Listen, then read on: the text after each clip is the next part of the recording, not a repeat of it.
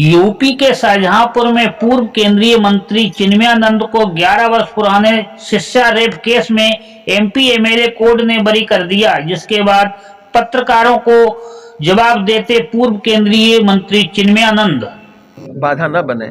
मेरे खिलाफ अगर कोई नाराजगी है तो मेरे खिलाफ जो भी करना हो करें, मुझे स्वीकार है, लेकिन उसकी वजह से संस्था को किसी प्रकार की क्षति हो।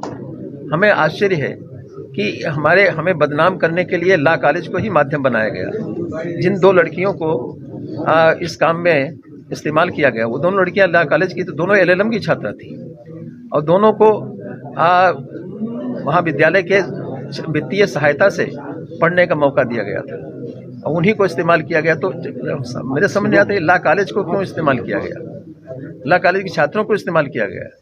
इसका मतलब यह है कि उन लोगों की नियत लॉ कॉलेज को नुकसान पहुंचाने की थी, इस पीजी कॉलेज को नुकसान पहुंचाने की थी, जो नहीं कर पाए। वो अपने उद्देश्य में सफल नहीं हुए। स्वामी जी, एक वक्त था जब बहुत तेजी से आपका नाम बढ़ रहा था, तो लेकिन यहाँ वर्चस्व राजनीति वर्चस्व की बड़ी लड़ाई थी, तो क्या मानते हैं कि वर्चस्व के चलते भी कहीं ना कहीं आपको देखिए, वर्चस्व की लड़ाई ने मेरा नुकसान जो किया वो तो अलग बात है।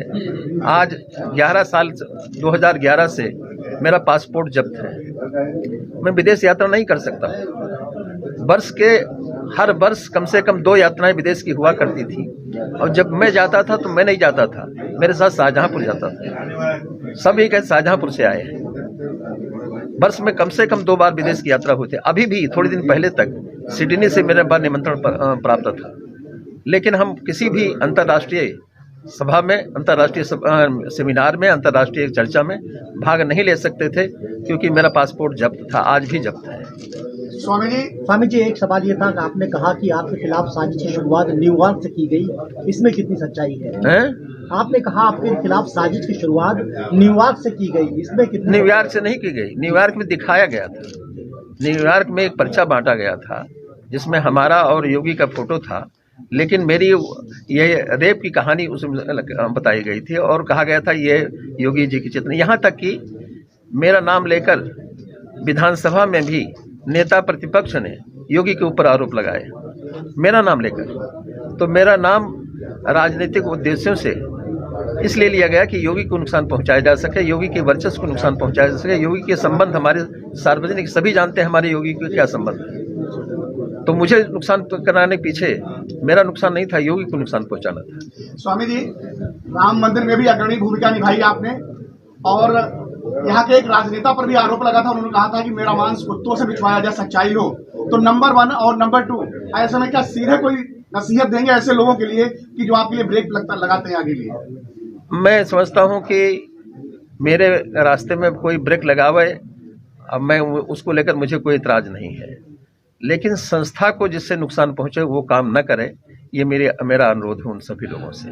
और जहां राम मंदिर का सवाल, मैं ये भी बता दूं आपको, मैं राम मंदिर के भूमि पूजन में भी नहीं गया, राम मंदिर के उद्घाटन में भी नहीं गया। अब न जाने के पीछे कारण जो मैं बताऊं, मैंने जब मेरे ऊपर आरोप लगा था उसी दिन मैं योगी से कहा था कि तब तक मैं किसी भी सार्वजनिक कार्यक्रम में आपके साथ नहीं खड़ा होऊंगा जब तक मेरे खिलाफ जितने आरोप हैं खत्म नहीं हो जाएंगे, क्योंकि जब भी मैं खड़ा होऊंगा प्रेस आपके साथ मेरे फोटो खींच करके आपको बदनाम करेगा। इसलिए मैं आपको किसी कीमत बदनाम होते नहीं देखना चाहता हूं। और 2019 से लेकर अब तक मैं योगी की किसी भी कार्यक्रम, व्यक्तिगत कार्यक्रम में, यहाँ तक कि उनके यहाँ जो व्यक्तिगत कार्यक्रम होता है उस कार्यक्रम में भी उनसे मिलने नहीं गया या उनके कार्यक्रम में नहीं गया। हमारी उनकी चर्चा होती रहती, वो अलग बात है, लेकिन सार्वजनिक रूप से उनकी किसी कार्यक्रम में शामिल नहीं हुआ, इसलिए कि सार्वजनिक से फोटो खींच करके उनको बदनाम न किया जाए, इसलिए मैंने सार्वजनिक सब। अब आप बरी हो गए हैं, तो क्या आगे आप लगे थे? स्वामी जी, आप पर जो आरोप लगे थे, मीडिया ने भी बहती गंगा में खूब हाथ धोए, दिन भर के प्रोग्राम बनाए, अब अपील नहीं किया, मीडिया से आप अपना अधिकार मांगेंगे इस बात का? मीडिया से मैं क्षमा प्रार्थना करता हूँ। जो चीज़ मैं नहीं जानता था वो भी मेरे ऊपर आरोप लगाए गए, कहानी गढ़ी गई। अब निश्चित ही मीडिया को लोग इस्तेमाल करते हैं, किसी ने इस्तेमाल किया होगा, मैं मीडिया को कोई दोष नहीं देता हूँ। मीडिया तो मीडिया होती है, उसको कोई भी इस्तेमाल करता है, जो इस्तेमाल करता है वो दोषी होता है, मीडिया को दोष नहीं देता हूँ। आप बरी, अदालत ने बरी किया है आपको, तो अब मंदिर जाएंगे, राम मंदिर जाएंगे दर्शन करने के लिए? नहीं, अब राम मंदिर दर्शन करने जाएंगे ही जाएंगे। अब तो हमें अधिकार हो गया दर्शन करने का।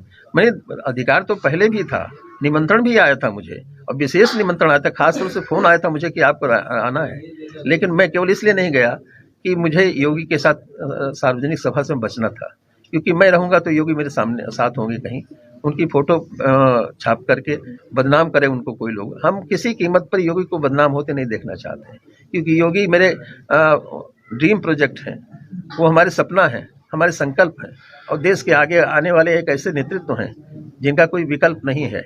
इसलिए उनके बढ़ते हुए कदम में मैं सहयोगी बन सकूं, यह मेरा सौभाग्य होगा, लेकिन किसी तरह से मेरी वजह से उनको नुकसान हो, ये कभी नहीं चाहूंगा।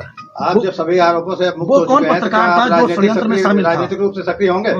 मेरे जमानत पर उन दोनों पत्रकारों के नाम हैं जिन्होंने वो जो तहरीर लिखी गई, तहरीर पर दोनों पीड़िताओं से हस्ताक्षर जिन्होंने कराया, उनके नाम मेरी जमानत पर हैं। और हो सकता है आप लोग भी जानते हो किसने जाकर उनकी तहरीर पर हस्ताक्षर कराए हुए। चलते चलते एक आखिरी सवाल, रामलला को घर मिला, स्वामी जी से सम्मान बरी हुए, ज्ञान वापी में भी पूजा का अधिकार मिल गया है। वो सब करीब करीब एक साथ ही हो रहा है, थोड़े हिस्से अंतर से हो रहा है। इसलिए लगता है कि देश बदल रहा है, देश में आने वाले परिवर्तन निश्चित ही एक सकारात्मक होंगे। और मैं आज आप लोगों से भी कहता हूं कि 10 साल नहीं लगेंगे, केवल 7 साल के अंदर इस देश का नेतृत्व जिस व्यक्ति के हाथ में होगा वो मेरा लाडला व्यक्ति होगा। आप क्या फिर राजनीतिक रूप से सक्रिय होंगे? मुझे राजनीतिक रूप से सक्रिय होने की जरूरत नहीं है। अब तो जहां मैं हूं, जितना हूं, बिना राजनीतिक पद के, बिना राजनीतिक दायित्व के उन सभी कामों को कर सकता हूं जो एक राजनीतिक व्यक्ति कर सकता है। आज भी जनपद में मैं तो एक बात आप लोगों को याद होगी, मैंने इसी सभा में कहा था कि आदित्यनाथ, अगर आप गोरखपुर को द्वारकापुरी बना रहे हो तो शाहजहांपुर को सुदामापुरी बना दो। मेरा सपना था, उस व्यक्ति के संबंधों का लाभ मैं जनपद को देना चाहता था, लेकिन नहीं दे सका। कुछ लोगों ने निजी लाभ के लिए बाधा पहुंचाई और परिणाम हुआ कि जनपद में जो काम हुए हैं वो निजी लाभ के लिए ज्यादा हुए हैं, आम पब्लिक के लिए कम हुए हैं। इसीलिए तमाम आम पब्लिक के काम कहीं ना कहीं, आज गांव की स्थिति क्या है, गांव की स्थिति जो दयनीय बनी हुई है, यहाँ व्यक्ति को नीचा दिखाने के लिए राजनीति का इस्तेमाल किया जाता है। तो वो लोग जो करते हैं उनकी आदत है, अपना करें। उनसे स्वामी जी, आपको न्याय मिला है, क्या कुछ कहना चाहेंगे कोर्ट के लिए? देखिए, मैं न्यायिक प्रक्रिया में मेरा विश्वास है और मैंने मेरा न्यायिक प्रक्रिया का आदर किया है। न्यायिक प्रक्रिया ने जो भी मुझे निर्देश दिए उसका पालन किया है। मुझे स्टे मिला तो हाई कोर्ट से मिला, जमानत मिली तो हाई कोर्ट से मिली, और न्याय मिला तो डिस्ट्रिक्ट कोर्ट से मिला। हमें न्यायपालिका को लेकर कोई शिकायत नहीं है। स्वामी जी, आप बाइज्जत